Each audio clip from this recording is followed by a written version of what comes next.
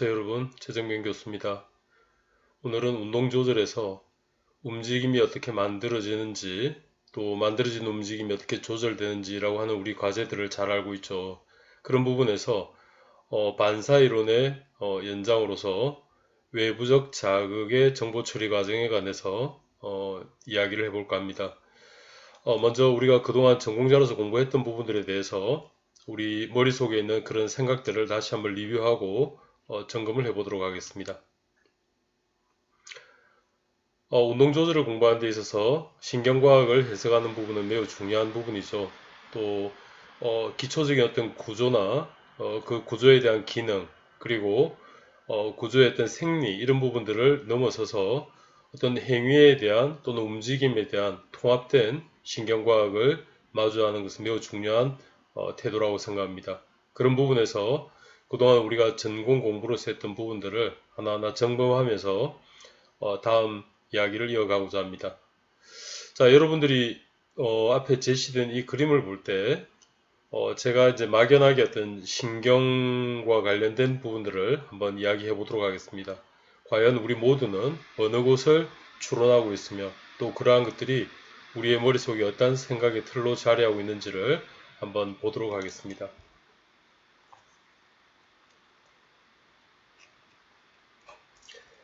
네, 신경계는 크게 센트럴 러브 시스템과 페리페럴 러브 시스템 이렇게 구분을 시작을 하는데 가장 기본적으로는 세포의 배치가 좀 달랐다 이야기를 합니다. 자, 여러분들 머릿속에는 어떠한 것이 먼저 떠오릅니까? 그렇죠. 가장 적은 뉴런의 슈반 셀 개념과 그리고 올리고 덴드로사이트라고 하는 희소돌기 악교 세포에 관련된 이야기입니다. 자, 이번에 우리는 많은 이야기를 나누면서 어떤 임상 환자의 호메오스타시스에 관련된 이야기를 나눕니다. 자, 그런 부분이 우리에게 등장했을 때 우리는 어디를 보아야 할까요?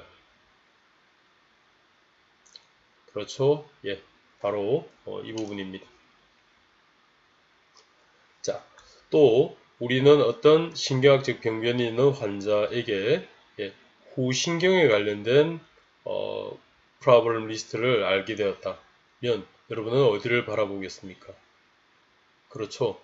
12 뇌신경의 1번 신경인 후신경에 대한 공부를 기억해야 할 것입니다. 자, 그리고 우리가 로모터 뉴런 디지즈 중에 대표적으로 L45-HIV 환자의 신경학적 병변이 있을 수 있죠. 그런 환자에서 발등 쪽에, 발등의 정중앙 쪽으로의 더마톰에 센소리가 넘니스가 있다. 즉 무감각하다라고 할 때 여러분들은 무엇을 떠올립니까? 그렇죠. 스파이널 러브의 L4의 더마톰을 떠올릴 것입니다. L5. 자, 이번에는 병적인 보행에서 스텝 페이지를 게이트를 보이는 어떤 특정의 환자를 보았다. 면 여러분은 여러분의 추론은 바로 디페로니알 러브 볼시 또는 디발리스 엔테리어를 떠올릴 것입니다. 자, 그리고 우리가 알고 있는 팔 쪽의 새끼손가락 쪽의 무감각, 또 엄지손가락 쪽의 무감각, 더마톰을 이야기하는 것들이죠. 바로 이런 더마톰들에 관련된 것들은 스파이널 너브와 관련된 것들입니다. 또 팔의 어떤 변형에 있어서 우리가 흔히 말하는 원숭이 손이라고 하는 것을 보았다면 여러분들은 어떤 신경을 추론하십니까? 그렇죠. 또 그 메디안 너브죠. 메디안 너브가 손상이 있는지 없는지를 알기 위해서는 여러분 무엇을 어떠한 스페셜 테스트를 떠올립니까? 그렇죠. 팔렌 테스트라고 하는 이렇게 손을 구부릴 때 압박을 받는 그런 검사들을 하게 됩니다. 또 하나가 뭐냐면 리스트 드랍과 관련된 것들 또한 스파이널 러브를 떠올릴 것들입니다. 지금 제가 말하고 있는 대부분의 내용들은 로우 모터 뉴런 디지즈의 대표적인 것들이죠. 그러면 우리가 알고 있는 어퍼 모터 뉴런 디지즈와 로우 모터 뉴런 디지즈를 구별하는 가장 대표적인 스크린 이그제미네이션은 무엇이었습니까? 그렇습니다. DTR이죠. 그래서 DTR이 항진된다면 우리는 어퍼 모터 뉴런을 추정할 것이고 DTR이 감소한다면 로우 모터 뉴런 디지즈를 추정할 것들입니다. 물론 이것들이 100%의 어떤 그 확답을 주는 건 아닙니다. 그러면 연관되어서 할 수 있는 어퍼 모터 뉴런 디지즈를 규명할 수 있는 몇 가지의 동반된 검사들이 있었습니다. 그렇죠. 바빈스키 사인, 오펜하임, 호프만, 차도크 그리고 양쪽 고안의 들림 반사 이러한 것들이 주로 오퍼모터 뉴런 디지즈를 구분할 수 있는 검사였습니다. 그래서 윌리스 서클 그 다음에 여기 오퍼모터 뉴런 디지즈에서 리지디티와 관련된 질환 그리고 또 악화와 차도와 관련된 질환 또 렌처로스 아미고 스케일과 관련된 평가 도구가 개입되는 어떤 질환 이런 모든 것들이 이 표 하나가 단순히 이 구조화된 하나의 틀에서 끝나는 것이 아니라 우리는 이 표 하나에서 많은 것들을 떠올릴 수 있는 그런 생각의 틀을 노력하셔야 합니다. 다음 그림에서 다시 한번 여러분의 기억을 떠올려 보시기 바랍니다. 네, 조금 전에 보았던 어퍼모터 뉴런 디지즈가 발생하는 부인 중추신경계는 저는 항상 숫자 7을 강조합니다. 어떤 의미인지 자, 다 같이 한번 볼게요. 콜텍스, 다이엔세팔론, 미드브레인, 폰즈, 메둘라, 세레벨룸, 스파이널 코드. 콜텍스, 다이엔세팔론, 미드브레인, 폰즈, 메둘라, 세레벨룸, 스파이널 코드. 자, 그러면 우리가 그동안 공부했던 부분들에서 제가 말하는 부분들을 여러분 역시 이 그림에서 한번 여러분의 생각과 이렇게 조화를 맞춰 보시기 바랍니다. 이 구조는 자세 조절과 균형 조절에 매우 중요한 구조이다. 대단히 높은 상관성을 가지고 있죠. 그렇습니다. 여러분은 세레벨룸을 떠올리셨죠. 자, 이 구조는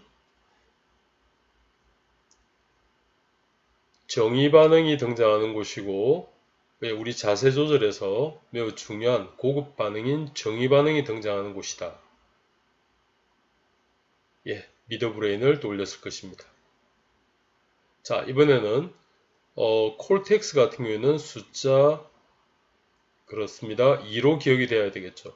2로 기억이 돼야 되고 뒤쪽에 있는 이 중심 고랑을 기준으로 뒤쪽에 있는 센서리 콜텍스 앞쪽에 있는 모터 콜텍스 자, 이 두 개의 겉질 센서리 콜텍스와 모터 콜텍스에서 가장 중요한 단어가 뭐였습니까? 센소리 모터 인테그레이션이라고 하는 감각, 운동, 통합이라고 하는 것입니다. 바로 그러한 것들이 이 콜텍스가 고위 중추로서의 기능을 할 수 있도록 해주는 것들입니다. 과거에 경험했던 기억들과 그 다음에 이번에 들어오는 정보에 대해서는 어떻게 처리를 해야 되는 것인가를 감각 것질과 운동 것질이 서로 상호 인터랙션을 통해서 통합되는 어떤 명령을 내리게 되는 것들이죠. 그래서 콜텍스는 고위 중추이고 또 의식적 움직임을 담당한다 이런 이야기를 갖고 있었죠. 또 우리 신체의 원위부에 대한 섬세하고 부드러운 움직임을 조절한다 이렇게 이야기를 했습니다. 자, 이번에는 생명중추를 한번 바라보시기 바랍니다. 그 생명중추는 우리에게 호흡과 혈압과 맥박을 조절하면서 위험한 부위가 되겠죠. 그래서 이 부분을 지배하는 혈관이나 이 부분에 어떤 종양이나 이런 것들이 생긴다면 상당히 어떤 수술이나 이런 의학적 처치가 힘든 부분들이 바로 미드브레인, 폰즈, 메둘라 이렇게 묶어서 우리는 브레인스템이다 이야기를 했죠. 그죠? 그리고 리플렉스 같은 경우를 공부할 경우에는 미드브레인은 아까 처음에 이야기하였듯이 정의 반응이 등장하기 때문에 별도로 떼서 얘기하지만 실제 우리 어떤 신경학적 구조에서는 이 세 개의 구조, 미드브레인, 포ન્스, 메듈라를 브레인스템이다 이렇게 이야기를 했습니다. 자, 그리고 흔히 말하는 사이뇌라고 하는 부분. 그렇죠? 다이엔세팔론이죠. 위쪽의 콜텍스와 아래쪽에 있는 서브콜텍스를 구분하는 경계. 그래서 의식적 움직임이라는 콜텍스와 깊숙이 있는 서브콜텍스에서 조절하는 무의식적 움직임의 그 사이에 위치한다라고 해서 다이엔세팔론 또는 간뇌, 사이뇌 이렇게 이야기를 했죠. 이 사이뇌는 숫자가 뭐였습니까? 예, 4였습니다. 자, 기억을 한번 해보시겠습니까? 에피살라무스, 서브살라무스, 하이포살라무스, 예, 도잘살라무스 이렇게 되었죠. 에피살라무스, 서브살라무스, 도잘살라무스, 하이포살라무스. 그래서 이러한 다이엔세팔론들은 조절중추라는 닉네임을 주었고요. 그리고 거기에 체온과 통증과 호르몬 이러한 것들이 조절된다라고 이야기를 했습니다. 그리고 이 말초로부터 오는 대부분의 정보들이 모아지는 곳이다. 그래서 이 모아지는 곳에서 여기에 정보가 잘 모아졌다면 센소리 콜텍스에 보고를 하고 앞쪽에 있는 모터 콜텍스와 인터그레이션을 통해서 나중에 명령을 내리게 되겠죠. 자, 그리고 스파이널 코드는 바로 여기 나와 있듯이 화이트 매터와 그레이 매터가 있다라고 얘기를 했고요. 스파이널 코드는 한마디로 트랙이라고 얘기했죠. 트랙이다. 그래서 스파이널 코드 인ju리는 트랙의 손상이다. 올라가지도 못하고 내려가지도 못한다. 그래서 이 트랙을 얘기하면서도 주로 스파이널 코드에서 화이트 매터 쪽은 트랙에 관련된 이야기라고 얘기했고요. 그레이 매터 같은 경우는 셀들이 많다 얘기했는데 특히 도잘 혼 쪽에는 센소리 셀들이 많다. 자, 벤트럴 혼 쪽에는 모터 셀들이 많다. 이런 이야기를 했습니다. 자, 그리고 제가 숫자와 관련해서 세레벨룸은 숫자 3이다. 이렇게 분류를 했습니다. 관련되는 이야기가 피드 포워드 이런 얘기도 있고 또 엔테리어 롭, 포스테리어 롭, 플로코 노들라 롭 이렇게 세 개의 영역을 구분하면서 자세 조절과 균형 조절 그리고 운동 학습에 매우 밀접한 부위다 이렇게 이야기를 했습니다. 이것들이 기반이 되어서 오늘은 여기에서 좀 체계적으로 그러면 이것들이 어떻게 작용하는지를 좀 더 추가하려고 합니다. 자, 다음 그림을 한번 보겠습니다. 네, 이러한 단어들이 이제 여러분에게는 낯설지 않을 것 같습니다. 그릴 수도 있을 것 같습니다. 중심 고랑을 그리고 콜텍스가 있다면 다이엔세팔론, 미드브레인, 포ન્스 메듈라, 세레벨룸, 스파이널 코드가 있고요. 그리고 이 스파이널 코드 안에는 화이트 매터 영역이 있고 그 다음에 그레이 매터 영역이 있습니다. 그리고 그레이 매터의 뒷부분의 뿔, 그레이 매터의 앞부분의 뿔, 자, 도잘 혼, 벤트럴 혼. 그리고 그것들이 이제 말초와 이어지는 이런 부분들의 너브루트들이 있죠. 도잘 루트, 벤트럴 루트, 도잘 루트 갱글리아, 그 다음에 벤트럴 루트 갱글리아, 센소리 너브 5, 모터 너브 5, 그리고 이 액티베이션을 하게 되겠죠.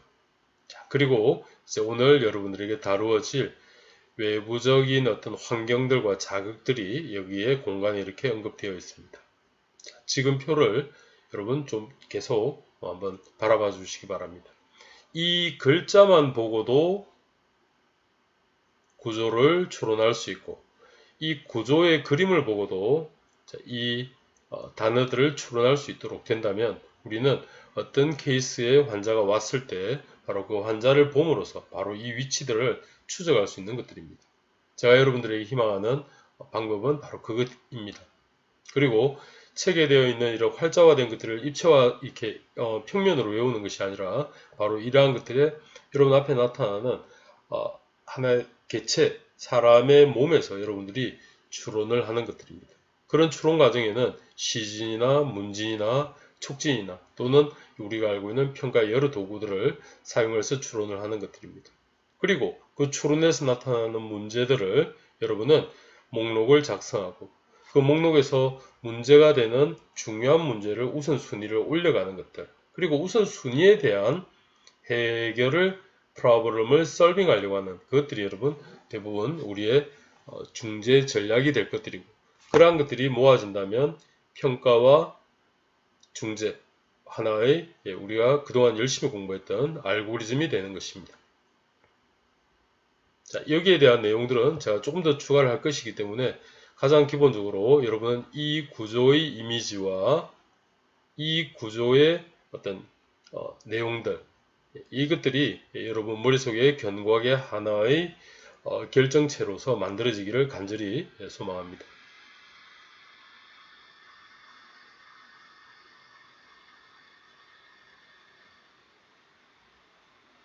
자, 그렇다면 여러분, 자, 이러한 단어들이 되었다면 이제 앞장과 이 그림에서 제가 이야기를 한번 해보도록 하겠습니다. 만일에 여러분들에게 아탁시아라는 단어를 떠올립니다. 아탁시아는 한글말로 실조증 이렇게 번역을 합니다. 뒤에 다시 여러분들이 만날 기회가 있습니다만 일단은 여러분에게 들리는 만큼만 적어주시면 좋을 것 같아요. 자, 아탁시아는 운동장애이거든요. 움직임에 뭔가 문제가 있는 장애입니다. 그러면 그 아탁시아를 얘기할 때는 보통 우리가 이렇게 얘기합니다. 아탁시아는 세레벨라 아탁시아와 손의 실조증과 센소리 아탁시아가 있다 이렇게 이야기를 합니다. 즉 센소리 아탁시아는 감각 실조증 이렇게 얘기하죠. 근데 일부 책에서는 아탁시아는 운동 실조증과 감각 실조증이 있다 구분하는데 그러한 표기는 여러분 잘못된 표현입니다. 아탁시아 자체가 운동 장애입니다. 그러면 이렇게 아탁시아를 두 종류로 구분하는 게 어떤 의미냐면 아탁시아는 손에 문제가 생겨서 오는 아탁시아가 있고요. 이번에는 감각을 받아들이는 곳에서 문제가 생겨서 오는 아탁시아가 있습니다. 다시 해석하자면 손에 문제가 생겨서 오는 아탁시아가 있고 감각을 받아들이는 곳, 감각을 받아들이는 것 하면 여러분 대부분 어디가 가장 먼저 떠오릅니까? 그렇죠. 도잘혼입니다. 도잘혼의 이유가 되는 것이 도잘혼의 어떤 이유였습니까? 도잘혼에는 여러분 센소리 셀들이 많았습니다. 센소리 셀들은 감각을 받아들이는 곳이죠. 그래서 이 센소리 셀들이 손상을 받거나 염증이 생긴다면, 즉 도잘혼이 손상을 받으면 이 이야기는 뭐냐면 센소리 셀들이 많이 분포되어 있었으니까 이 셀들이 정상 작동을 못하겠죠. 그래서 도잘혼이라 해도 좋고 또는 센소리 셀들이 손상을 받으면 또는 염증이 생기면 뭐 이렇게 되면 바로 아탁시아가 발생합니다. 그런 경우를 센소리 아탁시아다 이렇게 이야기를 하죠. 뒤에 다시 얘기할 겁니다만 자, 이 그림에서 우리가 추론하는 과정을 연습하는 것입니다. 자, 그러면 아탁시아는 크게 세레벨룸에 문제가 생긴 세레벨라 아탁시아와 손의 실조증과 센소리를 받아들이는 도잘혼에 문제가 생겼을 때는 센소리 아탁시아, 바로 두 개로 구분이 되는구나 이렇게 기억만 하고 있으면 좋겠습니다. 그리고 나중에 보면 이 센소리를 받아들이는 곳이 또 있습니다. 그래서 그 부분 다시 추가를 하도록 하겠습니다. 현재 여러분들에게는 세레벨룸과 도잘혼에 문제가 있다면 아탁시아가 올 수 있겠구나 이렇게 기억을 해주시면 좋겠습니다. 자, 그러면 네이밍이 되었다면 자, 윌리스 서클 이렇게 하면 여러분 여기가 떠오르겠죠. 여기가. 만일에 여러분 파킨슨이다 라고 얘기한다면 파킨슨은 지금 여러분들이 추론적으로는 베이지알 갱글리아 이렇게 말할 수 있을 것입니다만 여기 어디에도 지금 베이지알 갱글리아는 나와 있지 않습니다. 자, 그렇게 추론만 하시면 됩니다. 이번에는 자, 다발성 경화증이라고 한다면 브레인에 있는 셀들이 경화가 되거나 또는 스파이널 코드에 있는 셀들이 경화가 되었을 때 나타날 수 있는, 즉 브레인과 스파이널 코드 모두에 나타날 수 있는 것들을 다발성 경화성이다 이렇게 얘기를 하는 것들이죠. TBI는 뭐냐면 외부적 충격에 의해서 브레인 자체가 이 임팩트, 트라우마를 받는 것들입니다. 뭐냐면 충격에서에 대해 찾은 결과입니다. 네. 확인해 보세요. 시리가 대답을 다시 해주네요. 자, 그 다음에 뭐냐면 스파이널 코드에 있어서도 스파이널 코드 인주리에 있어서도 보면 엔테리어 코드 신드롬, 앞쪽이 다쳤을 때, 포스테리어 코드 신드롬, 뒤쪽이 다쳤을 때, 센트럴 코드 신드롬, 브라운 시크드 신드롬이라고 하는 이 구조만 여러분이 기억하고 있다면 어떠한 환자가 등장한다 하더라도 이런 부분들을 추론할 수 있다는 얘기입니다. 그림과 그리고 그 네이밍 잘 한번 기억을 하시고 그 다음에 바로 이것들이 뭉쳐졌을 때 이러한 구조를 가지게 된다 보시면 되겠습니다. 자, 이 그림이 여러분에게 익숙해진다면 다음 설명을 하려고 합니다. 다시 한번 점검하고 가도록 하겠습니다. Central gyrus, sensory cortex, motor cortex, 콜텍스라고 명칭을 주었고요. 다이엔세팔론, 미드브레인, 폰즈, 메둘라, 세레벨룸, 스파이널 코드. 화이트 매터 하니까 트랙이 떠오르고 그레이 매터 하니까 셀들이 떠오릅니다. 도잘 혼 쪽에는 센소리 셀들이 많은데 이 셀들이 고장이 나면 그렇죠. 센소리 아탁시아가 발생하는 겁니다. 감각을 받아들이지 못해서 이 아탁시아가 일어나는 것. 아탁시아란 말은 조금 이따 다시 또 설명을 드릴 겁니다. 이번에는 세레벨룸에 문제가 있어서 보이는 어떤 움직임을 세레벨 아탁시아 이렇게 얘기를 하죠. 그리고 자, 이 스파이널 코드 구조에 붙어서 루트들이 있습니다. 뒤쪽은 도잘 루트, 앞쪽은 벤트럴 루트. 그리고 이 뿌리의 덩어리처럼 되어 있는 것이 루트 갱글리아, 절이다 이렇게 얘기하는데 덩어리라고 표현하면 좋겠고요. 그리고 벤트럴 루트 갱글리아가 있습니다. 그리고 센소리 너브 5, 모터 너브 5. 그리고 이제 제가 조금 전에 이제 조금 이따 얘기하게 될 환경들에 대한 개입들입니다. 자, 여러분 이 그림이 여러분에게 고스란히 기억되기 바랍니다.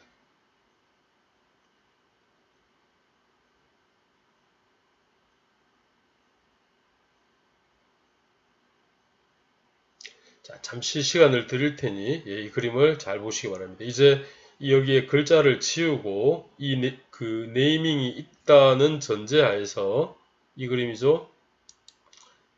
이 그림에서 이제 더 구체적인 이야기를 절차상으로 진행을 할 것입니다. 이 그림에서 이제는 이름이 여러분이 기억했다는 전제하에서 하나하나 설명을 할 것들입니다. 그래서 위에 있는 이 그림을 좀 자세히 봐주시기 바랍니다. 한 3분 정도 시간을 드리겠습니다.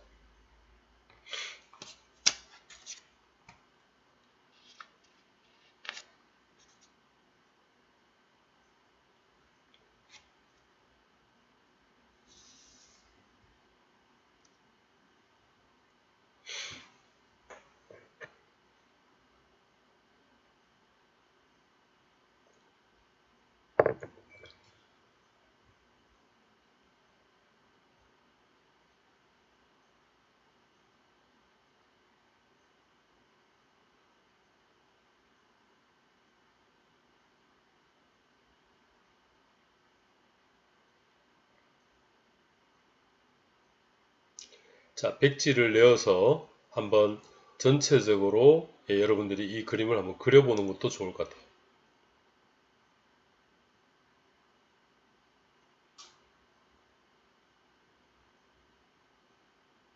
한 3분 정도 시간을 드리겠습니다. 중요한 작업입니다.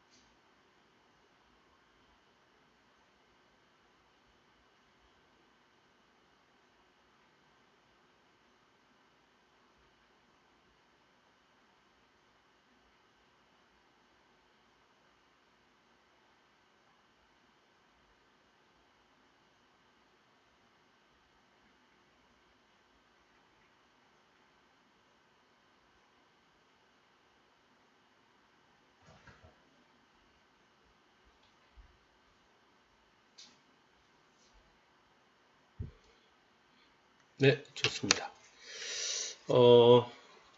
다시 한번 보자면,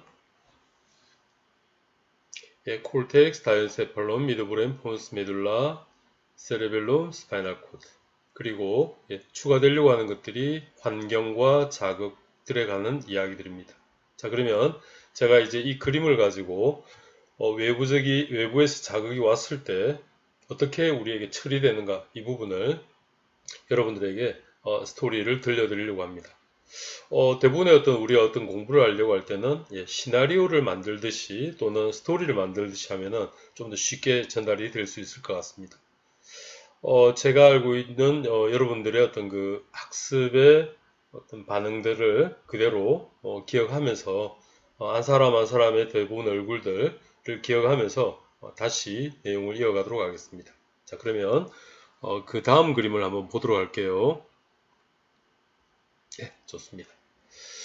우리는 운동 조절에서 몇 가지 주요한 어떤 이론들을 공부했습니다. 반사 이론, 그리고 수직 계층 이론, 그리고 시스템 이론, 그리고 운동 프로그래밍 이론, 그리고 생태학적 이론, 이러한 것들을 공부했는데 그 중에서 첫 번째, 자극이 있어야만 움직임이 있다라고 하는 반사 이론에 근거한 우리의 정보 처리 과정들입니다. 물론 반사 이론이 도잘혼, 이제 여러분이 말하면 알 것입니다. 도잘혼이 어떤 곳이었습니까? 센소리 셀들이 많은 곳이었죠. 그래서 말초로부터는 대부분의 자극들이 그쪽으로 들어가는 곳이죠. 그곳이 잘렸음에도 불구하고 움직임을 보이는 원숭이가 물컵을 잡는 행위를 규명하지 못했다. 라는 몇 가지 등등의 어떤 그 반사이론의 한계점은 있지만 여전히 여러분 우리는 반사이론의 입각에서 지금 공부를 하고 있습니다. 그렇다면 현재 쉐링턴과 그의 동료들이 말했던 자극이 있어야만 움직임이 있다라고 하는 그 자극이 어떻게 처리되는지를 한번 같이 이야기해 보도록 하겠습니다. 자, 지금 여러분이 알고 있는 이런 중추신경계의 구조와 또는 척수와 이어진 말초신경계의 시스템뿐만 아니라 이제 새롭게 등장하는 단어가 환경이라고 하는 단어, 또 그 환경 안에 널려있는 자극이라고 하는 종류들, 그리고 그 자극이 나의 몸에 이렇게 닿았을 때 여기에서 감지하게 되는, 확인하게 되는 내 몸 안에서의 리셉터에 관련된 이야기들, 그리고 감각신경 섬유들. 우리 트랙은 척수에 들어와서의 이야기죠. 척수에 들어오기 전에는 위로 올라가는 구심성은 감각신경 섬유가 될 것이고요. 또 척수에서 빠져나오는 원심성, 내보내는 것들은 원심성 신경섬유, 즉 모토 너브 파이브들이 될 것들입니다. 그래서 이러한 것들을 종류별로 제가 이야기를 해드리고 여러분이 체계적으로 그걸 하나의 스토리로 기억해 주시면 좋겠습니다. 자, 그러면 시작을 해보도록 하겠습니다. 자, 다시 깜짝으로 여러분 이 그림을 한번 봐주시기 바랍니다. 제가 시뮬레이션을 한번 해보도록 하겠습니다.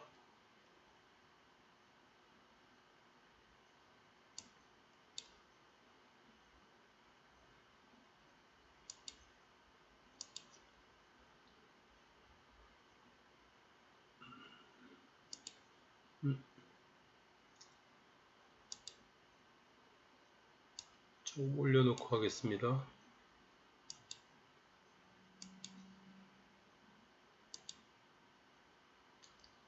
주황색이 좋을 것 같습니다.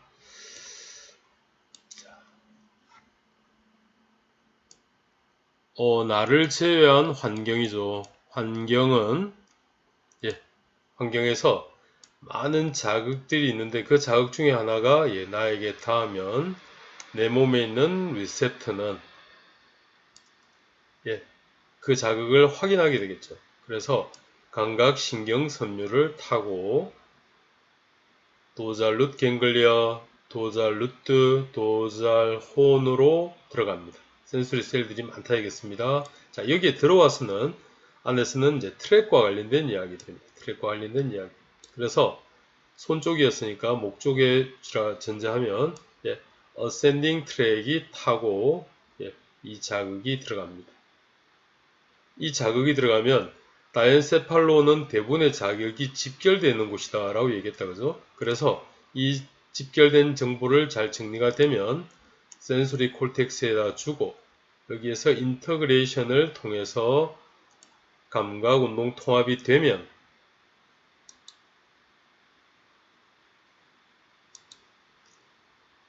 디센딩 트랙을 타고 들어왔던 레벨에서 이렇게 벤트럴 혼, 벤트럴 룻 갱글리아를 타고 모터 너브 5를 타고 머슬을 액티베이션 하게 되면 우리는 움직임이 일어나게 될 것입니다.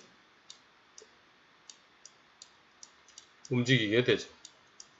그렇다면 요것들의 이제 각각의 조금 상세한 어떤 내용들을 우리가 이제 공부해 볼 필요가 있습니다. 그 이야기를 여러분에게 드리려고 합니다. 그래서 여러분은 이 위치를 잘 머릿속에 기억하고 있으시면 좋겠습니다.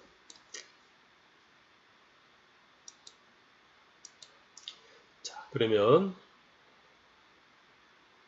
많은 여러분의 동료들도 이런 식으로 이제 이야기를 스토리를 만든 것들입니다. 저의 이야기를 가지고 한 사람의 스토리를 만든 것들이죠. 그래서 이 내용이 여러분 머릿속에 하나의 프레임워크로 있기를 희망합니다. 자, 그러면 시작을 해보도록 하겠습니다. 자, 제가 좀 펜을 사용해서 보도록 하겠습니다.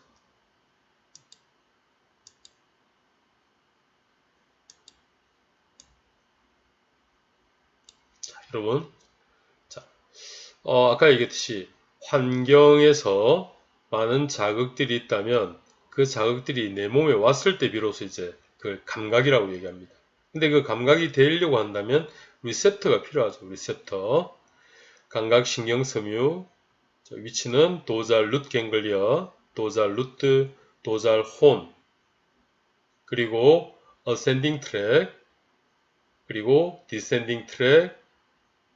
벤트럴 혼, 벤트럴 루트, 벤트럴 룻 갱글리아, 모터 너브 5, 그리고 머슬이었습니다. 지금 여러분들이 제가 하는 그대로 지금 말씀을 따라한 것을 잘 알고 있습니다. 그렇게 하셔야 합니다. 이것이 하나의 내용을 가진 리듬감 있는 래퍼의 그 음원처럼 이렇게 랩을 할 수 있어야 합니다. 자, 그러면 좀 빠른 속도로 한번 천천히 해볼게요. 리뷰를 하겠습니다. 자, 여러분.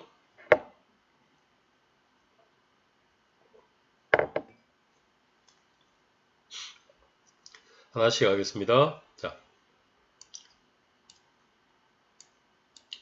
환경에는 항상 여러분 외부적 자극 정보 처리 과정이라고 할 때는 가장 먼저는 여러분 환경을 떠올려야 합니다. 환경. environment. 운동 조절에서 가장 기본적인 요소가 나와 과제와 환경이었죠. 그 환경입니다.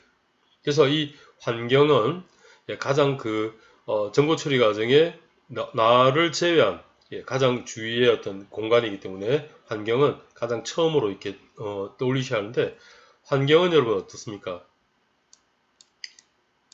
조절되는 환경이 있었고 조절되지 않는 환경이 있었습니다. 그렇죠? 환경은 조절되는 환경과 조절되지 않은 환경이 있다. 환경은 조절되는 환경과 조절되지 않는 환경이 있다. 그래서 우리 물리치료사들과 환자와의 평가와 중재에서 매우 중요한 환경이라고 하는 것들은 환자분의 편지를 여러분 기억할지 모르지만 다양합니다만 주로 이제 조금 협소하게 로컬하게 좀 좁히자면 포커스를 좁히자면 주로 BOS의 환경들입니다. 기저면의 환경들, 마찰력이다 또는 경질이다, 연질이다, 강질이다, 딱딱하다 이런 것들에 대한 차이, 즉 다양한 기저면의 환경들이 주로 많이 언급되어도 좋습니다. 또 하나는 뭐냐면 환자가 착용하는 발바닥에 착용하는 슈에 관련된 환경입니다. 주로 신발들이죠. 슬리퍼일 수도 있고요. 그리고 샌들일 수도 있고 하이힐일 수도 있고 운동화일 수도 있고 이런 것들에 따라서 그런 거리는 달라지게 되어 있죠. 그래서 보통 외부적 자극의 정보 처리 과정에서 환경은 조절되는 환경과 조절되지 않는 환경이 있다. 이렇게 또 올리셔야 하는데 그 중에서 이 환경을 물리치료사와 환자와의 관계에서 가장 밀접하게 떠올리는 환경들은 주로 기저면의 환경과 주로 시후에 관련된 것이다. 이렇게 보시면 되겠습니다. 자, 그리고 환경에 대한 것이 끝났다면 이제 스티뮬러스라고 합니다. 스티뮬러스, 자극 이렇게 얘기하죠. 자극. 자극 이렇게 얘기하는데 이 자극은 나에게 왔을 때 어떤 자극이 왔을 때 이 자극은 기능적인 표현이 이 스티뮬러스는 자극 이렇게 스티뮬러스를 한번 적어볼까요? 스티뮬러스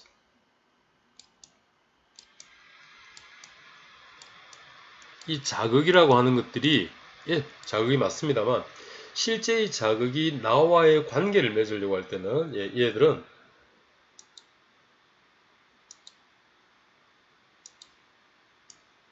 이 자극들을 뭐로 기억하시면 주냐면 바로 센스입니다. 센스, 감각이다 이렇게 얘기를 하는 것입니다.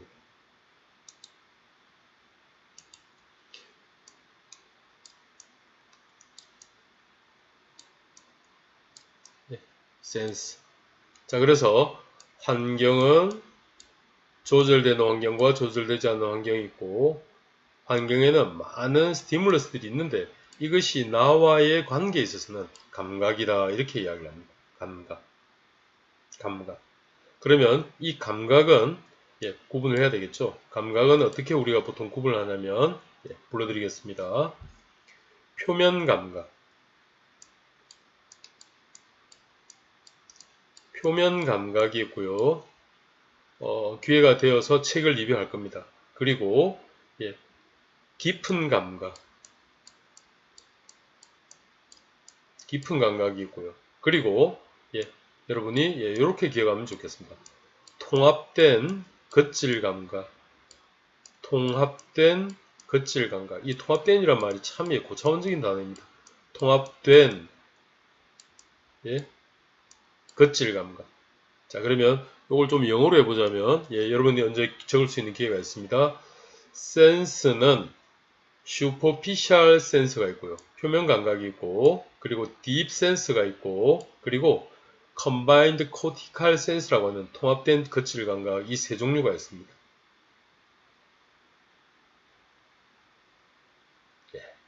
자, 그러면 이 감각들을 조금 더 다시 정리하자면 표면 감각의 종류들을 제가 한번 말해 보겠습니다. 가장 표면 감각의 종류 중에 첫 번째가 촉각입니다. 촉각. 두 번째가 통각입니다. 세 번째가 온도각입니다. 자, 네 번째가 이 부분이 표면 감각에서 가장 우리가 많이 오류로 판단하는 부분인데 압각이라고 있습니다. 압각 꼭 기억을 하셔야 됩니다. 전문 시험 같은 데서도 가장 많이 나오고 가장 많이 틀리는 부분입니다. 왠지 이 압각이라고 하는 말을 들으면 깊은 감각을 떠올릴 수가 있는데 이 압각은 프레셔거든. 프레셔는 표면 감각의 한 종류입니다. 다시 자, 표면 감각에는 촉각, 통각, 온도각, 그리고 압각이 있습니다. 압각. 이렇게 기억을 해주시고 여러분들도 아까 말했듯이 리듬감 있는 랩으로서 기억을 해주시기 바랍니다. 자, 이번에는 여러분 깊은 감각입니다. 깊은 감각의 종류를 한번 얘기해 보겠습니다. 깊은 감각은 위치각, 그리고 방향각, 그리고 고유감각, 그리고 진동각 이렇게 되어 있습니다. 위치각, 방향각, 고유감각, 그리고 진동각 이렇게 되어 있습니다. 위치각은 뭐냐면 제가 이렇게 팔을 뻗어서 이렇게 위치각은 자 90도만 엘보를 구부려 보십시오 라고 할 때 이렇게 90도를 구부릴 수 있는 부분입니다. 제가 보지 않고도 90도 된 것들은 뭐냐면 바로 내 조인 안에 있는 어떤 리셉터들이 위치를 알았다는 얘기입니다. 방향각은 보지 않는 상태에서 환자에게 블라인드된 상태에서 이렇게 어디로 갑니까? 팔이 안으로 가느냐 밖으로 가느냐 할 때 알아서 살리는 그런 감각들입니다. 그리고 진동감각이라고 하는 것들은 우리 어릴 때 보면 말굽새 같이 이렇게 진동 그 튜닝 포크가 있습니다. 나중에 그림으로 이제 만날 수 있게 되는데 그러한 것들을 통해서 검사하는 방법들입니다. 그래서 실제 이 표면 감각, 깊은 감각의 종류들, 이 부분들이 여러분에게 잘 기억되기 바랍니다. 깊은 감각의 종류는 위치각, 방향각, 그리고 네, 고유 감각, 그리고 진동 감각이 있다. 기억해 주시면 좋겠습니다. 자, 이번에는 통합된 거칠 감각의 종류입니다. 통합된 거칠 감각은 어떤 거냐면, 아까 여러분, 그냥 먼저 한번 불러볼게요. 이중 촉각이라고 하는 게 있습니다. 이중 촉각. 그러니까, 아까 촉각 닿았다, 안 닿았다는 표면 감각의 영역이지만, 어깨에도 닿았고, 옆구리에도 닿았다. 즉, 자극을 주을 때 두 군데를 주었을 때 두 군데를 다 알아차릴 수 있는 것들은 통합된 거칠 감각의 능력입니다. 이중 촉각 또는 동시 촉각 이런 표현을 씁니다. 그 다음에 통합된 거칠 감각의 종류 하나는 뭐냐면 촉각 인지입니다. 촉각 인지. 어디에 닿았다를 위치를 인지하는 위치 인지 또는 촉각 인지 이렇게 얘기하는데 어디에 닿았다를 아는 것들입니다. 즉 어깨에 닿았다 또는 손등에 닿았다 이런 위치를 인지하는 것들. 그래서 촉각을 인지한 촉각은 표면 감각의 종류였습니다만 촉각을 위치를 인지한 촉각 위치 인지 이렇게 기억을 하는 게 좋겠네요. 이러한 것들은 통합된 거칠 감각의 영역입니다. 그 다음에 우리가 알고 있는 이점 식별력. 나중에 도구를 보면 압니다만 이 캘리퍼를 가지고 몇 점 점점 좁혀가면서 이렇게 재는 것이 이점 식별력인데 이점 식별력은 매우 중요한 그 통합된 거칠 감각입니다. 그래서 국가 전문 시험에 항상 묻는 것이 뭐냐면 이점 식별력은 많이 묻게 되는데 이점 식별력의 방향은 반드시 횡방향이 아니고 종방향으로 실시한다로 꼭 기억해 주시기 바랍니다. 이점 식별력은 횡방향으로 하는 것이 아니라 이렇게 신체의 종방향으로 실시한다. 이게 옳은 방법입니다. 꼭 기억을 해 주시기 바랍니다. 자, 그리고 통합적 거칠 감각의 또 다른 하나가 뭐냐면 질감 인식입니다. 내가 이러한 안경을 닦는 천을 만지는지 또는 세수하는 천을 만지는지 또는 때타올을 만지는지 어떤 질감을 인식하게 되는 이러한 감각들을 질감 인식 감각 이렇게 얘기하는데 통합된 거칠 감각의 종류들입니다. 또 뭐냐면 입체인지라고 하는 것이 있습니다. 즉 환자가 보이지 않는 곳에서 예를 들어서 나무를 깎아가지고 삼각형 모양, 사각형 모양, 원형 모양을 만들어 두고 그것을 손에 쥐어 주었을 때 이것이 원형의 모양인지 사각형의 모양인지 이런 것들을 아는 것들을 입체인지다 이렇게 얘기합니다. 그래서 우리가 호주머니에 들어있는 동전을 보지 않고도 500원짜리와 100원짜리를 구분할 수 있는 이런 것들이 주로 입체인지가 되겠죠. 통합된 거칠 감각의 종류들입니다. 자, 그리고 통합된 거칠 감각의 종류 중에 앞감이라고 하는 것이 있습니다. 앞감. 아까는 앞각이었죠. 표면 감각은 앞각이었는데 앞감은 어떤 거냐면 우리말로는 무게인식 감각 이렇게 얘기합니다. 무게인식 감각. 그래서 한 손에는 사과를 들고 한 손에는 수박을 들었을 때 이 무게를 차이를 인식하는 이러한 것들이 앞감 바로노시스라고 하는데 무게 인식 감각 이렇게 이야기를 합니다. 그 다음 또 하나가 뭐냐면 통합된 거칠 감각의 종류 중 또 하나가 뭐냐면 우리가 손바닥이나 신체 글을 쓸 때 알아차리게 되죠. 뭐 예를 들어 손바닥에 채, 그러면 채, 그리고 정, 그리고 병. 뭐라고 적었습니까? 할 때 체정병이라고 얘기하면 바로 신체에 글을 적었을 때 알아차리는 감각. 이 부분을 서화 감각이다. 이렇게 얘기합니다. 서화 감각. 바로 이것들이 통합된 거칠 감각의 종류들입니다. 자, 여러분. 다시 한번 정리를 해보도록 하겠습니다. 자, 현재 우리가 신체에서 다루었던 것들 말고 바로 이 공간에 있었던 것들에서 보면 자, 환경. 그렇죠. 여러분은 당연히 환경하면은 조절되는 환경과 조절되지 않는 환경이 있다. 이렇게 떠올리셨겠죠. 감사합니다. 자, 이번에는 환경에는 많은 스티뮬러스들이 있는데 이 스티뮬러스는 센스와 같은 개념으로 보시면 됩니다. 근데 이 센스가 훨씬 더 기능적인 단어죠, 나에게. 그래서 센스를 구분합니다. 어떻게 구분했습니까? 그렇죠. 표면 감각, 그리고 그렇습니다. 깊은 감각, 그리고 통합된 거칠 감각, 이렇게 구분을 했습니다. 자, 표면 감각은 superficial sense, 깊은 감각은 deep sense, 통합된 거칠 감각은 combined cortical sense.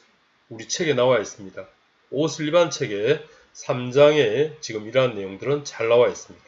그래서 혹시 같이 하면서 용어가 조금 이렇게 듣기가 어려운 것이 있다면 바로 오슬리반의 챕터 3을 참조하시면 좋겠습니다. 같이 리뷰할 기회도 있습니다.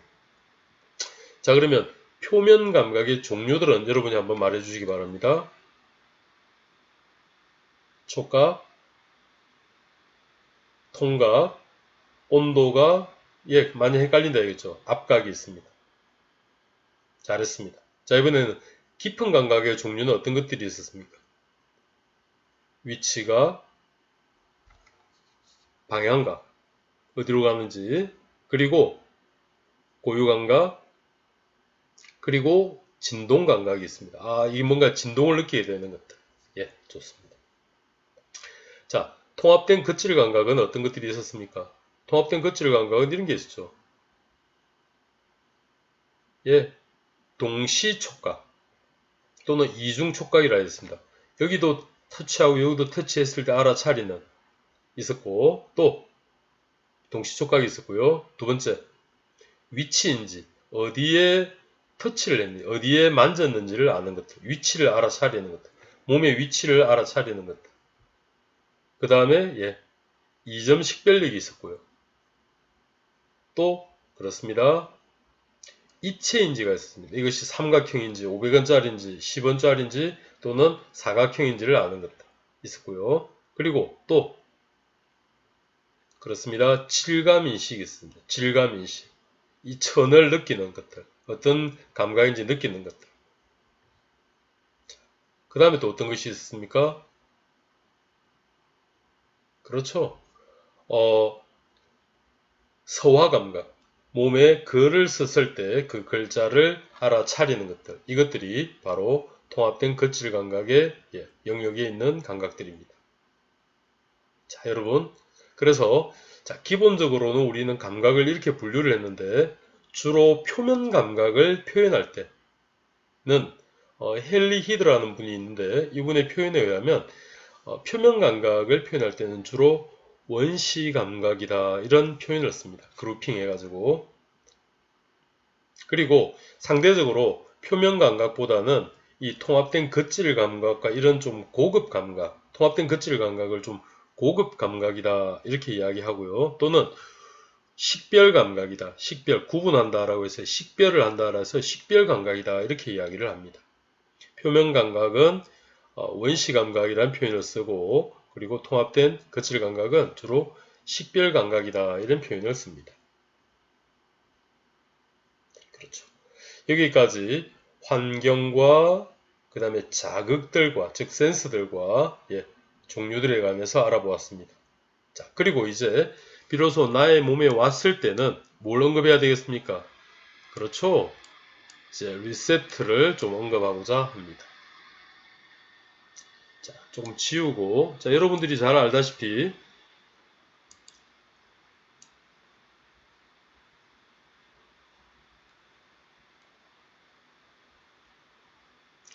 리셉트는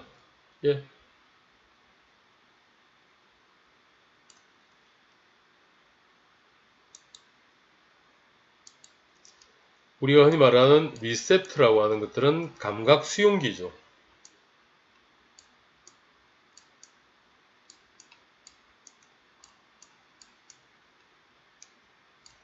감각 수용기라고 얘기하는데 크게 두 종류로 나눕니다.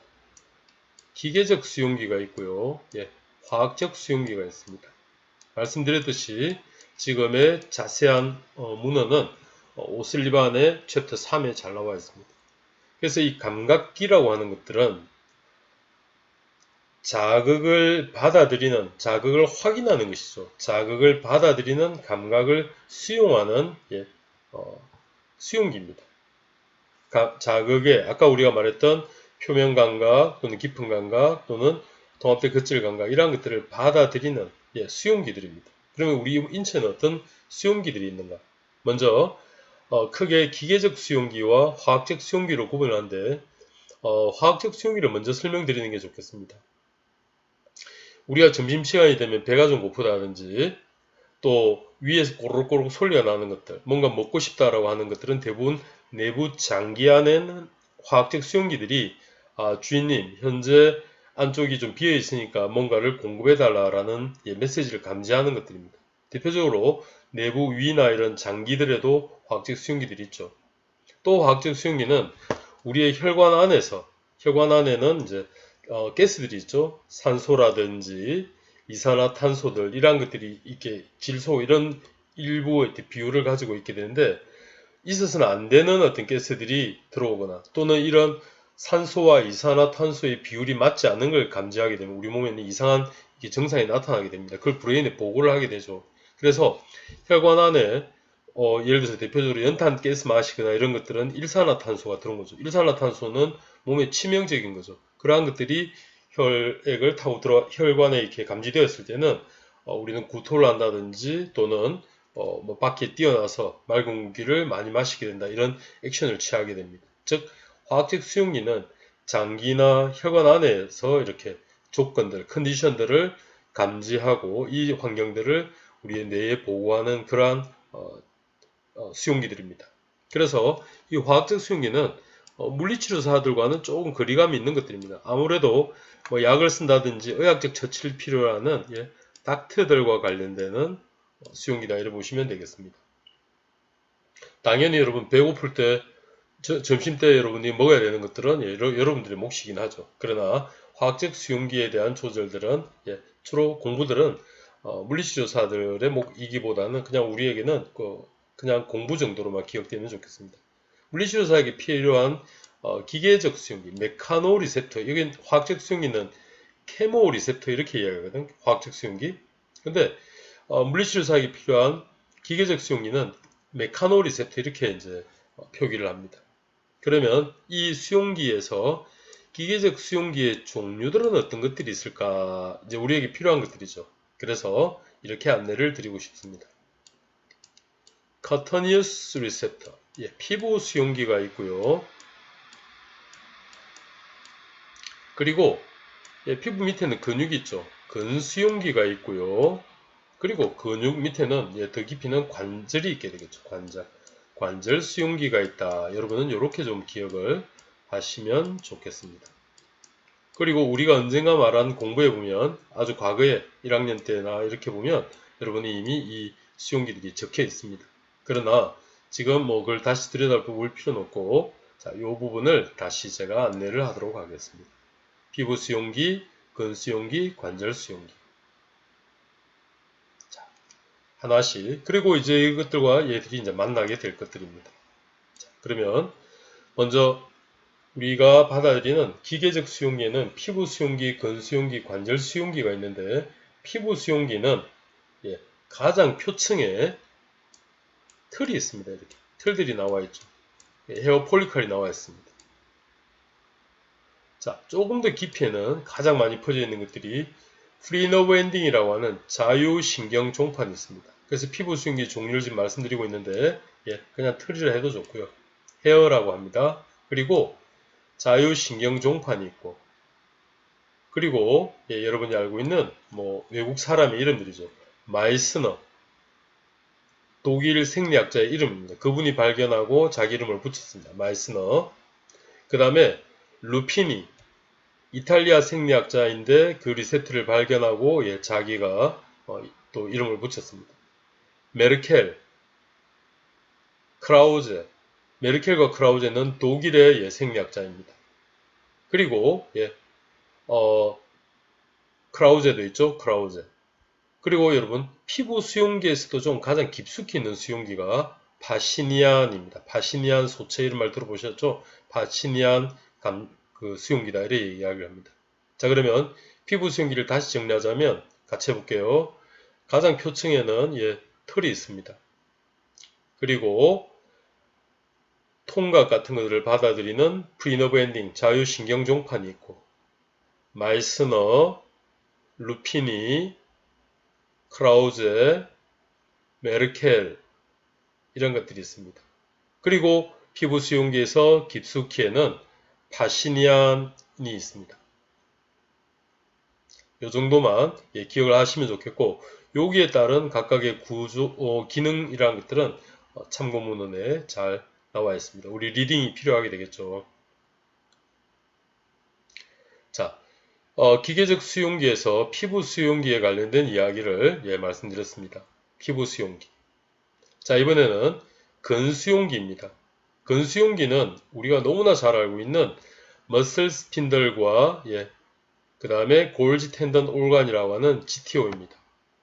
근육 내에도 수용기들이 있는데 대표적으로 두 개가 머슬 스핀들과 GTO입니다. 그래서 우리가 공부를 할 때 보면 머슬 스핀들은 근육이 두터운 이런 벨리 부분에 많이 있다라고 얘기했고요. 벨리.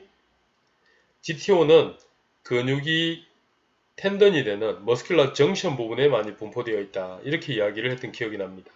자, 근육 안에도 감각기가 있는데 머슬 스핀들은 근육의 두터운 벨리에 많고 GTO는 머스큘러 정션 부분에 많이 있다라고 얘기했습니다. 그래서 보통 이러한 것들은 근육의 길이 변화라든지 또는 근육이 늘어나는 속도 이런 것들을 감지해서 브레인에 정보를 전달하게 되죠. 자, 이번에는 관절 수용기입니다. 자, 관절 수용기는 우리는 이렇게 제가 예전에 이야기를 드렸습니다. 타입 1, 타입 2, 타입 3, 타입 4. 그래서 우리 관절에는 시노비알 조인이라고 하는, 즉 시노비알 조인이라고 하는 가동 관절에는 모든 타입 1, 2, 3, 4의 조인 리셉터가 있다. 타입 1, 타입 2, 타입 3, 타입 4 있다. 자, 그래서 그러한 것들이 아직 구체적인 네이밍은 되지 않았습니다만 조금 그 성격을 말하자면 타입 1은 주로 우리 인체 관절에 프록시말 조인에 많이 분포되어 있다. 프록시말이 어디입니까? 주로 숄더와 힙에는 타입 1들이 많이 분포되어 있다. 그래서 이 타입 1들은 피부에서의 루피니의 성격을 좀 가집니다. 조금 이렇게 관절이 늘어날 때 이러한 어떤 움직임을 잘 감지합니다. 좀 늘어나는 것들을 감지합니다. 관절면이 이렇게 늘어나는. 그래서 타입 1이 많은 프록시말 조인은 치료를 할 때도 조금 이렇게 살짝 느려서 치료를 해라 라고 이야기합니다. 왜냐하면 타입 1들이 프록시말에 많이 있기 때문에. 자, 이번에 관절에서의 타입 2 리셉터들입니다. 타입 2는 주로 리스트라든지 또는 앵클 쪽, 그 이하의 디스탈 조인에 타입 2가 많이 있습니다. 자, 이 타입 2들은 파시니안 성격을 좀 가지고 있습니다. 파시니안은 주로 진동 감각을 감지하는 것들입니다. 그래서 조인 모빌리제이션 같은 때 할 때 보면 여러 책에는 디스탈을 할 때는 이 오스실레이션 1초에 2, 3회씩 떨리도록 해줘라 이런 이야기를 많이 하는 이유가 뭐냐면 바로 디스탈 조인에 타입 2가 많이 분포되어 있기 때문입니다.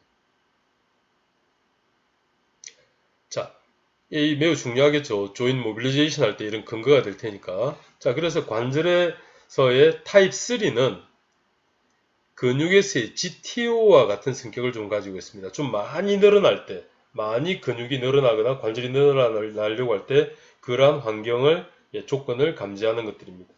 그래서 조인 리셉터에서의 타입 3는 GTO와 같은 성격을 가진다. 굳이 네이밍을 하자면 그렇습니다. 타입 1은 루피니의 성격, 타입 2는 파시니안의 성격, 타입 3는 GTO의 성격입니다. 타입 4는 뭐냐? 유해자극 수용기, 즉 유해적인 자극을 감지하는 것들입니다. 흔히 타입 4를 얘기할 때는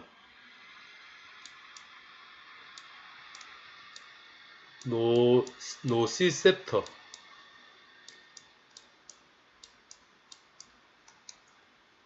이 노시셉트라고 하는 말이 유해자극 수용입니다. 그래서 관절 안에 좀 좋지 않은 환경이 생기면 압력이 변한다든지 물이 차거나 또 염증이 생긴다든지 이런 좋지 않은 환경이 생기면 그거를 감지해가지고 브레인에다가 이제 보고를 하는 시작이 되죠. 자, 리세트에 관련된 이야기를 말씀드리고 있습니다. 자, 여러분 여기까지 한번 잘 정리를 해보시기 바랍니다. 한번 지우고 보도록 하겠습니다.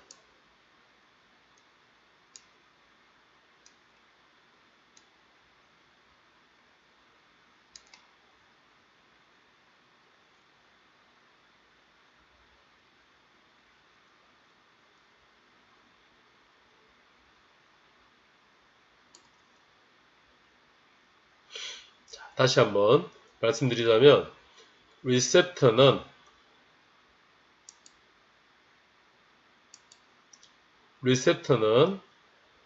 메카노 리셉터 기계적 수용기와 케모 리셉터 화학적 수용기로 구분을 한다라고 얘기했는데 화학적 수용기는 혈관이나 장기의 분포에서 그러한 정보들을 감지한다라고 얘기했고요. 그리고 우리에게 필요한 메카노 리셉터는 피부 수용기, 커터니어스 리셉터, 머슬 리셉터, 그리고 조인 리셉터들입니다. 자, 머슬 리셋은 어땠는지, 피부 수용기 한번 불러봅시다. 그렇죠. 헤어 폴리칼, 털.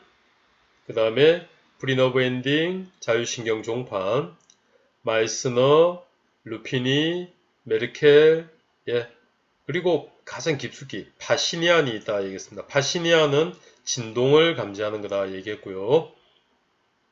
자, 근육 수용기는 머슬 스핀들과 GTO에 있으면서 머슬 스핀들은 근육의 벨리에 많고 GTO는 머스큘러 정션 부분에 많다라고 이야기를 했습니다. 근육의 길이 변화와 늘어나는 속도를 감지한다 이렇게 이야기를 했고요. 자, 이번엔 조인 리셉터는 타입 1, 타입 2, 타입 3, 타입 4. 타입 1은 분포는 어땠습니까? 그렇죠. 프록시말 조인에 많이 분포되었고 타입 2는 디스탈 조인에 많이 분포되었고 그래서 어떤 느낌이냐면 타입 1은 슬로우 디스트랙션 천천히 늘어날 때 감지를 잘한다 얘기했고 타입 2는 오스실레이션 진동 감각을 잘 받아들인다. 그래서 우리가 프록시마를 치료할 때는 서서히 당겨서 치료를 하고 디스탈 치료할 때는 조금 이렇게 오스실레이션을 하게 됩니다. 타입 3는 GTO와 같은 성격을 가진다라고 얘기했고요.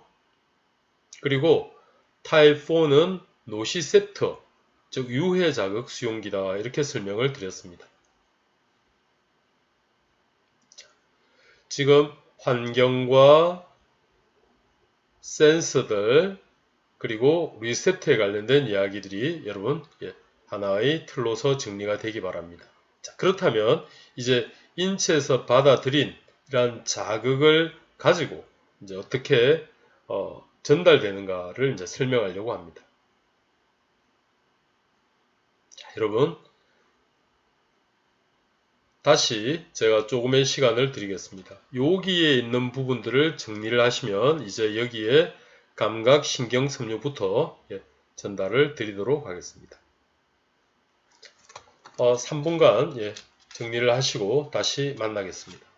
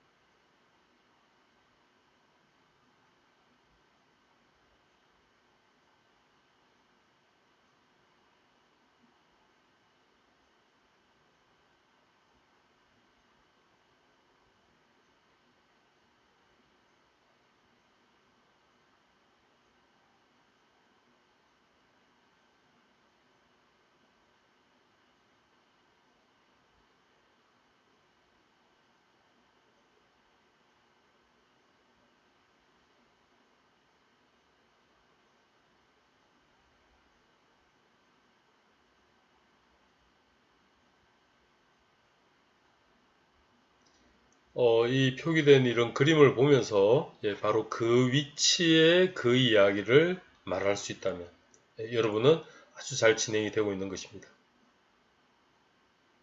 지금까지 제가 알고 있는 여러분들의 학습은 매우 잘 되고 있습니다. 그래서 이런 부분들을 뭔가를 탁 제시하게 되면 그것을 추론할 때 우리가 같은 공간에서 같은 위치를 두고 떠올리는 연습을 하는 것들입니다.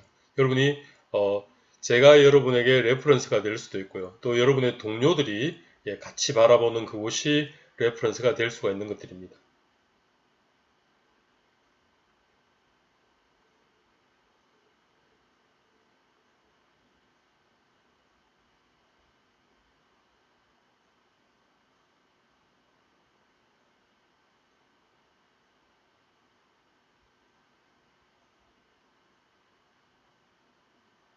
자, 정리가 되었다면 다시 이제 시작을 하도록 하겠습니다.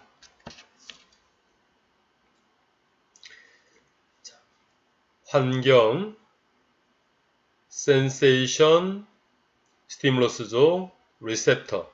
자, 우리는 외부에서 어떠한 자극이 나에게 전달되었을 때 나의 리셉터는 그러한 자극들을 종류별로 확인하고 피부는 피부대로, 근육은 근육대로, 관절은 관절대로 작용하고 이제 이 정보를 중추에까지 전달하는 말초에 이러한 정보들을 중추까지 전달하는 길을 떠나게 됩니다.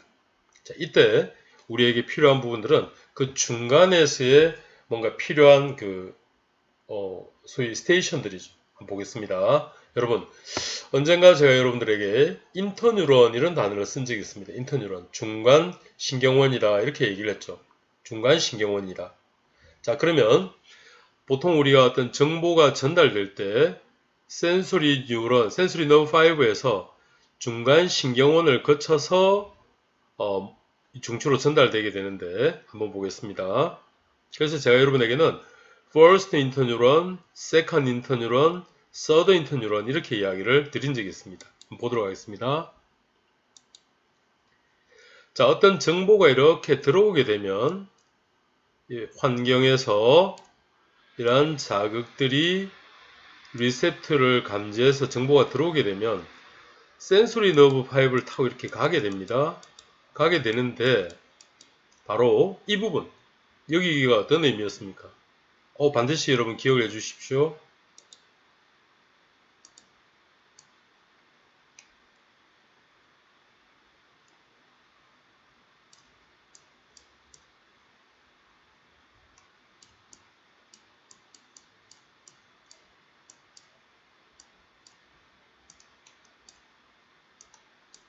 자, 이 부분이 어떤 부분이었습니까? 바로 센서리 셀들이 많은 곳이었죠.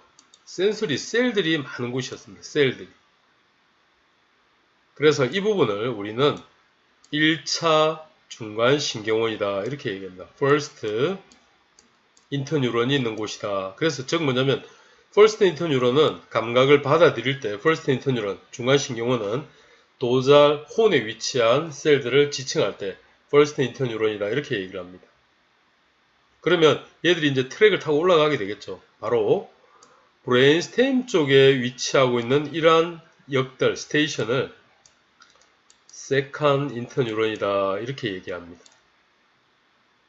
그리고 바로 대부분의 자극들이 집결되는 시상에 있는 다이언세팔론의 여기에 있는 이 인터뉴런들을 서드 인터뉴런이다 이렇게 얘기합니다.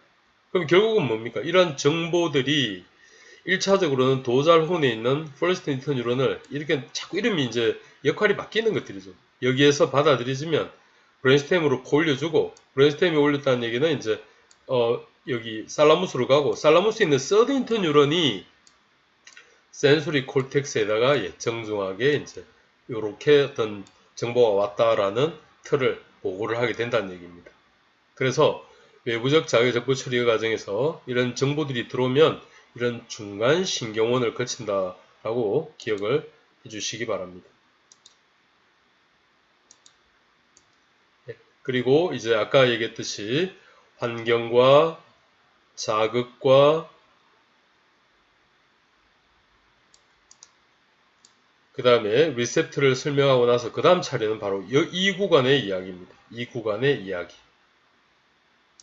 이 구간은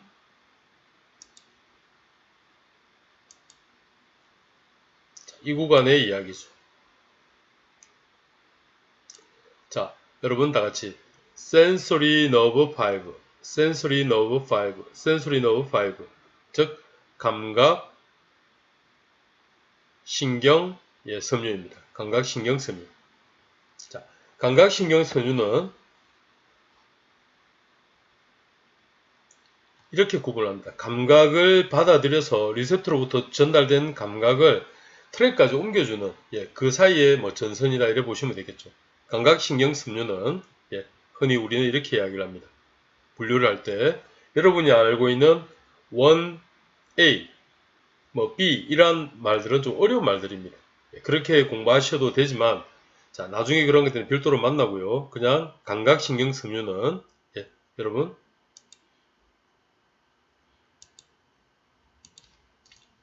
A, B, C로 기억을 해주시기 바랍니다.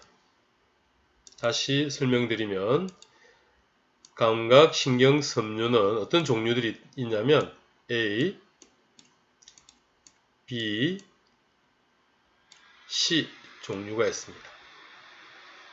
근데 여기에서 A, B, C 막연하게 이름을 붙인 겁니다. 근데 이 A, B, C에서 B는 여러분 기억을 하지 않으셔도 좋습니다.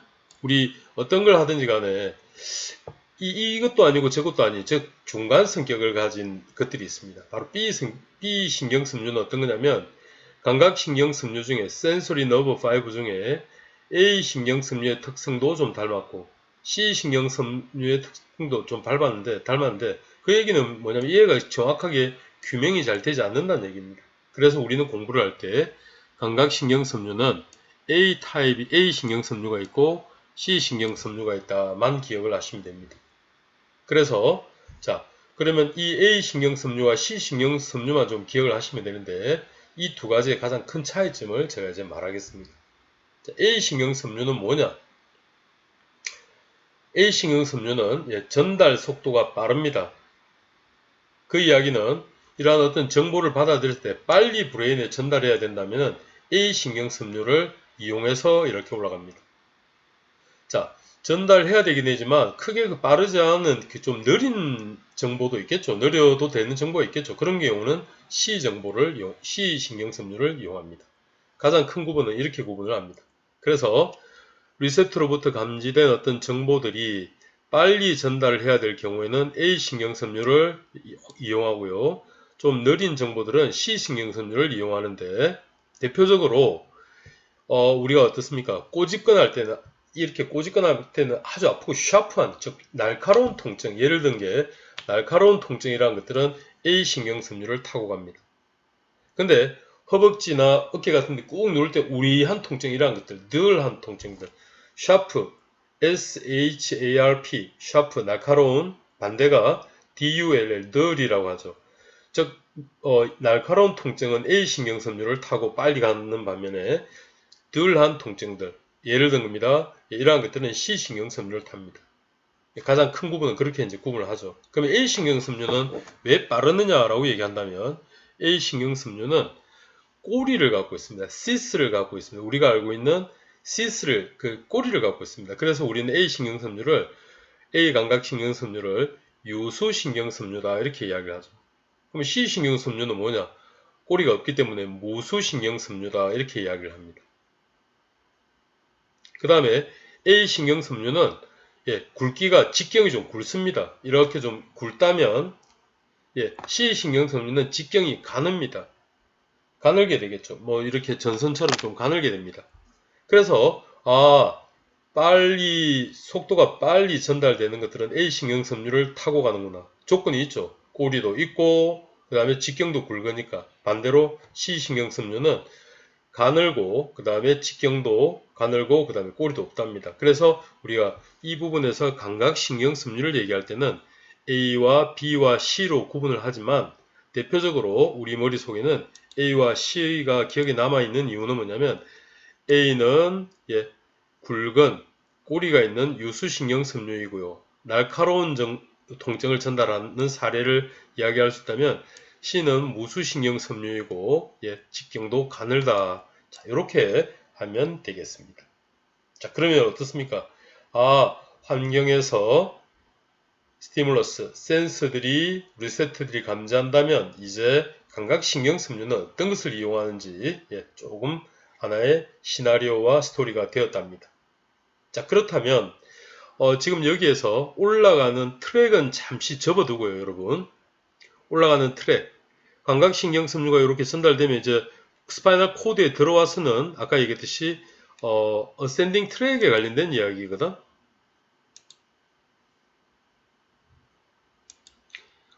이로 올라가는 것들은 여러분 어센딩 트랙에 관련된 이야기잖아요. 여기까지 이제 정보가 들어왔으니까 그 다음에 트랙은 또 내려오는 것들은 디센딩 트랙에 관련된 이야기죠. 자, 요 두 개는 이제 트랙에 관련된 얘기다. 두고 그 사이의 이야기는 두고 자, 트랙에서 빠져나왔을 때 여기 모터 뉴런, 센소리 너브 5와 대비가 되는 모터 너브 5에 관련된 이야기를 먼저 드리도록 하겠습니다. 자, 그렇다면 아까 얘기했던 센소리 너브 5는 구분이 어떻게 됐습니까? 그렇죠. A와 B와 C로 됐다면 모터 너브 5는 여러분 바로 얘들이 전달하는 것들은 근육을 이노베이션 하고 있죠. 그래서 이 모터 너브 5들은 근섬유에 이렇게 이노베이션 지배하는 세포들이죠. 근육들이죠. 그래서 바로 이 모터 뉴런을 모터 뉴런이라고 해도 좋고 모터 너브 5로 해도 좋은데 바로 이 모터 뉴런은 이렇게 구분을 합니다. 알파 모터 뉴런과 그 다음에 감마 모터 뉴런 이렇게 구분을 합니다. 자, 여기도 A와 B, A 신경섬유와 C 신경섬유 이렇게 있다라고 얘기했는데 모터 뉴런도 알파 모터 뉴런과 그 다음에 감마 모터 뉴런들이 있다 이렇게 구분을 합니다. 그러면 이 알파 모터 뉴런들이 지배하는 머슬 파이브들, 감마 모터 뉴런들이 지배하는 머슬 파이브들이 있게 되겠죠. 그래서 이 구분들을 우리는 기억하여야 합니다. 그래서 주로 보면은 많은 근육들이 이러한 것들에 대한 지배를 받고 있는데 중간중간 이 시리가 이 얘기를 따라해서 그래서 이 모터 너브 5는 알파 모터 뉴런과 감마 모터 뉴런으로 되는데 주로 감마 모터 뉴런들은 주로 안티 그래비티들을 어떻습니까? 자세 유지근이라고 말해도 좋겠죠. 바로 자세 유지근들을 주로 지배합니다. 어떤 활동이 일어나게 될지 알겠죠, 그죠? 그리고 주로 감마 모터 뉴런들은 일반적으로 활동하는 근육들을 지배하게 되는데 반드시 이것이 엄격한 구분을 말하는 것은 아닙니다만 바로 감마 모터 뉴런은 주로 안티 그래비티 머슬들, 다른 말로는 포스트럴 익스텐서들 또는 주로 프록시말 쪽에 많이 이노베이션에서 그러한 스테빌리티 제공에 기여한다 이렇게 설명을 하겠습니다. 그러면 상대적으로 알파 모터 뉴런은 정확하게 그걸 말하지는 않았지만 어떤 움직임을 하는지가 추론이 될 거라고 생각합니다. 자, 여러분 외부적 자극의 정보 처리 과정에서 환경에서부터 그 다음 스티뮬러스, 센스들 그리고 그것들이 나에게 왔을 때 리셉터의 것들 그리고 감각신경섬유의 종류들 그리고 오늘은 말하지 않았습니다만 어센딩 트랙의 종류들 디센딩 트랙의 종류들 그리고 그 명령이 운동명령이 나온다면 모터 너브 5에는 알파 모터 뉴런과 감마 모터 뉴런이 있다라고 이야기를 했습니다. 자, 여기까지 설명을 드렸고요. 자, 이 자극들을 하나의 선으로 보겠습니다. 환경에서 많이 널려있는 자극들이 나에게 센세이션으로 오면 리셉터들은 감지가 되고 감각신경 섬유를 타고 어센딩 트랙을 타고 올라가서 센소리 모터 인테그레이션이 일어나고 나면 디센딩 트랙을 타고 벤트럴 호은에 있는 모터 뉴런까지 전달이 되었다면, 여기 모터셀들이 많다 얘기했죠. 모터 뉴런들입니다. 알파 모터 뉴런, 감마 모터 뉴런들은 근육을 지배하게 된다. 이렇게 하나의 시나리오, 하나의 리듬을 말할 수 있게 됩니다. 그 다음 여러분 보시면 이제 조금 내용을 다시 한번 설명을 해보겠습니다. 이러한 플로우가 되었다면 우리는 그러면 이 위치에서 뭐를 또 올려야 할 것인가?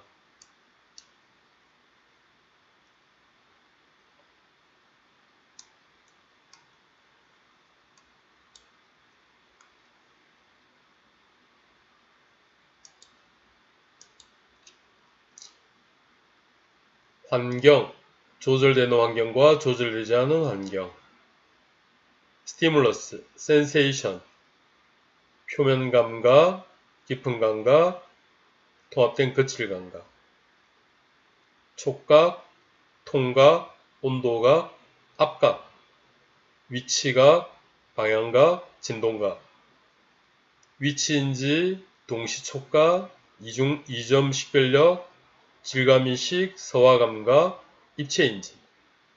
자, 수용기, 리셉터죠. 피부 수용기, 근수용기, 관절 수용기. 헤어, 그리고 자율신경 종판, 마이스너, 루피니, 메르켈, 크라우제, 파시니안. 그 다음에 머슬 스핀들, GTO. 그리고 타입 1, 타입 2, 타입 3, 타입 4. 타입 1, 루피니, 타입 2는 파시니안, 타입 3, GTO, 타입 4, 노시세터. 자, 이러한 것들이 받아들이면 감각신경섬유 A, C, 유수신경섬유 직경이 넓다, 빠른 전달, 무수신경섬유 직경이 가늘다, 느린 전달. A와 C, B는 중간성격이라 얘기했고요. 그리고 어센딩 트랙 공부하게 될 겁니다. 디센딩 트랙 공부하게 될 겁니다. 자, 디센딩 트랙을 타고 내려온 것들은 벤트럴 혼 쪽에는 모터셀들이 많다 얘기했죠. 바로 모터 뉴런들이죠. 알파 모터 뉴런과 가마 모터 뉴런들은 각각의 근육을 이너베이션하고 움직임이 정보가 전달돼서 명령이 내려오면 움직임을 만들게 된다. 반사 이론적인 관점에서의 해석입니다만 우리는 그걸 기능적으로, 신경과학적으로 통합된 신경과학, 즉 기능을 접근하는 우리로서는 외부적 자극이 어떻게 정보가 처리되는 과정인가로 이해를 하시면 좋을 것 같습니다. 자, 오늘 수업은 여기에서 마치도록 하고요. 다음 시간에는 여기에 그 중간에서 일어나게 되는 트랙에 관련해서 다시 설명을 드리도록 하겠습니다. 여러분, 다시 이 그림을 보시고 한번 전체적으로 정리를 해 주시기 바랍니다.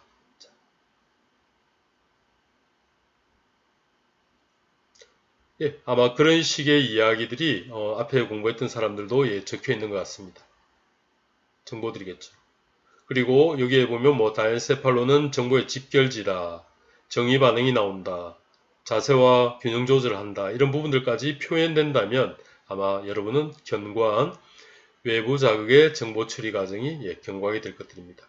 아울러 여러분의 노트에도 이것이 이렇게 기록되어 있다면, 이것들이 기록되어 있다면 앞에서 말씀드린 이 표 두 장의 표와 합해진다면 여러분은 훨씬 더 견고한 통합된 신경과학, 즉 기능을 위한 통합된 신경과학을 공부하는 전공자로서의 준비가 되었다고 봅니다. 오늘 강의는 여기에서 마치도록 하겠습니다. 다음 시간은 이러한 것들과 이어서 트랙에 관련된 이야기를 해보도록 하겠습니다. 감사합니다.